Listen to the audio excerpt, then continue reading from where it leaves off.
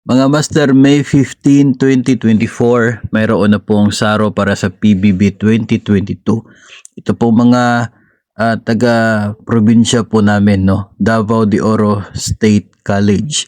So congratulations po sa 178 personnel ng Davao de Oro State College para sa PBB 2022 po nila.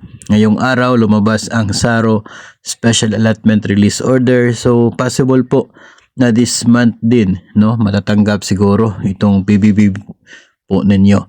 Samantala, PBB 2021 naman ng Regional Office nito pong Region 12 ng DepEd para po ito sa 120 eligible personnel sa Regional Office 12 ng Department of Education, PBB 2021 para po sa kanila. Congratulations sa inyo po na mayroon pong allotment release order ngayong araw sa inyo pong PBB 2021 at 2022. Yun lamang po yung mayroon pong SARO ng PBB ngayong araw. Yung other agencies wala pa po. Kaya patuloy pa rin po tayo mag-monitor.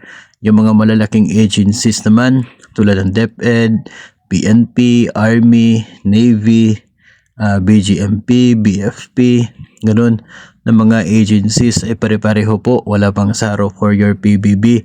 Kaya patuloy pa rin po tayo mag-monitor, maghihintay sa mga susunod na releases ng DBM.